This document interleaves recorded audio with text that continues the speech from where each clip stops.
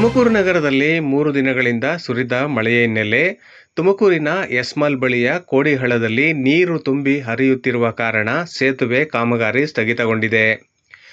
ಈ ರಸ್ತೆಯಲ್ಲಿ ಶಿರಾ ಕಡೆ ಸಂಚರಿಸುವ ದ್ವಿಚಕ್ರ ಹಾಗೂ ಲಘು ವಾಹನಗಳ ರಸ್ತೆಯನ್ನು ತಾತ್ಕಾಲಿಕವಾಗಿ ಬಂದ್ ಮಾಡಲಾಗಿದೆ ಎಂದು ಜಿಲ್ಲಾ ಪೊಲೀಸ್ ಇಲಾಖೆ ಪ್ರಕಟಣೆಯಲ್ಲಿ ತಿಳಿಸಿದೆ.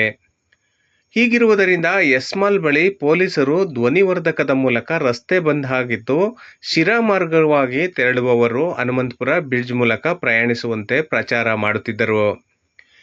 ಬುಧವಾರ ರಾತ್ರಿ ಹಾಗೂ ಗುರುವಾರ ಬೆಳಗ್ಗೆ ಸುರಿದ ಮಳೆಯಿಂದಾಗಿ ಅಮಾನಿಕೆರೆ ಕೋಡಿ ತುಂಬಿ ಹರಿದ ಪರಿಣಾಮ ಸೇತುವೆ ಕಾಮಗಾರಿ ನಡೆಯುತ್ತಿರುವ ಕೋಡಿಹಳ್ಳ ತುಂಬಿ ಹರಿಯುತ್ತಿದ್ದು, ಈ ಹಿನ್ನೆಲೆಯಲ್ಲಿ ತಾತ್ಕಾಲಿಕ ಸೇತುವೆಗೂ ನೀರು ಆವರಿಸಿರುವುದರಿಂದ ವಾಹನ ಸಂಚಾರವನ್ನು ಪೊಲೀಸ್ ಇಲಾಖೆ ಬಂದ್ ಮಾಡಿದೆ. ಹಾಗೆಯೇ ಸ್ಥಳದಲ್ಲಿ ಸಾರ್ವಜನಿಕರ ರಕ್ಷಣೆಗೆ ಪೊಲೀಸರನ್ನು ನಿಯೋಜನೆ ಮಾಡಲಾಗಿದೆ. ಅಲ್ಲದೆ ಮುನ್ನೆಚ್ಚರಿಕೆ ಕ್ರಮವಾಗಿ ಸೇತುವೆ ಕಾಮಗಾರಿ ಬಳಿ ಇದ್ದ ಕೋಡಿಹಳ್ಳದ ಸ್ಲಂನ ಸುಮಾರು 12 ಮನೆಗಳ ಜನರನ್ನು ತಾತ್ಕಾಲಿಕವಾಗಿ ಬೇರೆಡೆಗೆ ಸ್ಥಳಾಂತರ ಮಾಡಲು ಜಿಲ್ಲಾಡಳಿತ ಮುಂದಾಗಿದೆ. ಮುಂದಿನ ದಿನಗಳಲ್ಲಿ ಮಳೆ ಹೆಚ್ಚುವ ಸಾಧ್ಯತೆ ಇರುವ ಬಗ್ಗೆ ಹವಾಮಾನ ಇಲಾಖೆ ಮಾಹಿತಿ ನೀಡಿದೆ. ಇಂದು ಸಂಜೆ ತುಮಕೂರಿನ ಅಮಾನಿಕೆರೆ ತುಂಬಿ ಹರಿದ ಕಾರಣ ತುಮಕೂರಿನ ಜಿಲ್ಲಾ ಉಸ್ತುವಾರಿ ಮತ್ತು ರಾಜ್ಯದ ಗೃಹ ಸಚಿವ ಡಾ. ಜಿ. ಪರಮೇಶ್ವರ್ ಕೆರೆಗೆ ಬಾಗಿನ ಅರ್ಪಿಸಿ ಸಂತಸ ವ್ಯಕ್ತಪಡಿಸಿದರು. ಇದೇ ವೇಳೆ ಮಾಧ್ಯಮದವರೊಂದಿಗೆ ಮಾತನಾಡುತ್ತಾ ಎಸ್ಮಾಲ್ ಒತ್ತುವರಿ ಕುರಿತು ಮಾತನಾಡಿ, ಒತ್ತುವರಿ ಕಂಡುಬಂದಲ್ಲಿ ಕ್ರಮ ಕೈಗೊಳ್ಳುವುದಾಗಿ ಅವರು ತಿಳಿಸಿದರು.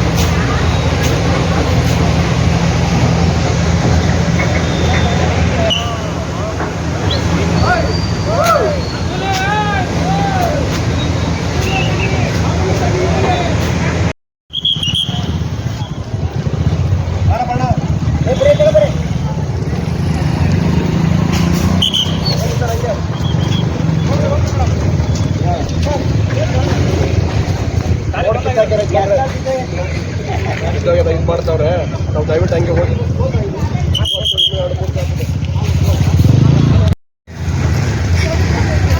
ಎಲ್ಲ ಒಂದು ಈಗ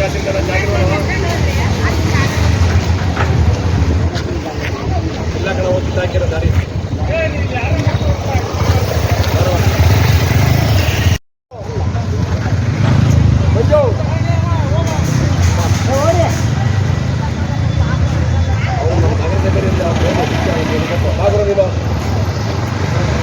ನಿಂತ್ಕಬಾ ಓಟ್ ಬನ್ನಿ. ದಾರಿ ಇಲ್ಲ, ಈ ಕಡೆಗೆ ದಾರಿ ಇಲ್ಲ, ಓಟ್ ಬನ್ನಿ. ಆಟೋ ಬೈಪಾಸಿಂದ ಹೋಗಿ, ದಯಮಾಡಿ ಬೈಪಾಸಿಂದ ಹೋಗಿ ಬನ್ನಿ. ಅಂದ್ರೆ ದಾರಿ ಇಲ್ಲ, ಕಾಲ್ ದಾರಿ ಇಲ್ಲ ಇವತ್ತು. ದಯಮಾಡಿ ಓಟ್ ಬರಬೇಕು.